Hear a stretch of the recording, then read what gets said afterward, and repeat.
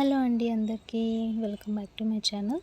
జనరల్గా ప్రెగ్నెంట్తో ఉన్నవారికి తన కడుపులో పెరుగుతుంది బేబీ బాయా గర్లా అని తెలుసుకోవాలని చాలా ఇంట్రెస్టింగ్గా ఉంటుంది.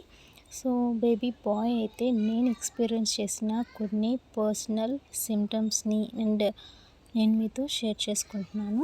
సో ఈ వీడియో ఎంతో కొంత మీకు హెల్ప్ఫుల్ అవుతుందని అనుకుంటున్నాను. సో ఫస్ట్ వన్ వచ్చేసి మార్నింగ్ సిక్నెస్, అంటే వామిటింగ్స్ అయ్యేవి. నాకు కన్సీవ్ అయిన దగ్గర నుంచి 5th మంత్ వరకు కంటిన్యూస్గా వామిటింగ్స్ అయ్యాయండి. దీంతో పాటు కూడా స్మెల్ సెన్సేషన్, కొన్ని స్మెల్స్ నాకు అస్సలు పడేవి కాదు. అండ్ అంటే రైస్ ఉడకడము అండ్ కొన్ని పర్టికులర్ కర్రీస్ వండుతున్నప్పుడు ఆ స్మెల్ అనేది అస్సలు పడేది కాదు.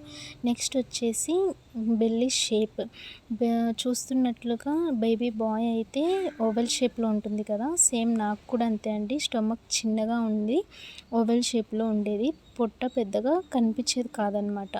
థర్డ్ వచ్చేసి ఫుడ్ క్రేవింగ్స్ అనేవి బాగా స్పైసీగా తినాలని అనిపించేది. హాట్ ఫుడ్, చిప్స్ ఇలాంటి స్పైసీ హాట్స్ ఎక్కువగా తినాలనిపించేది.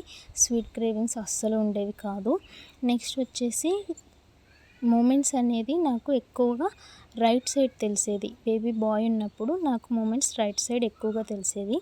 నెక్స్ట్ వచ్చేసి హార్ట్ బీట్, నా రిపోర్ట్స్లో హార్ట్ బీట్ నేను కంపేర్ చేసినప్పుడు 150 పైనే ఉండేదండి, ఎప్పుడు 150 తక్కువ అయితే లేదు.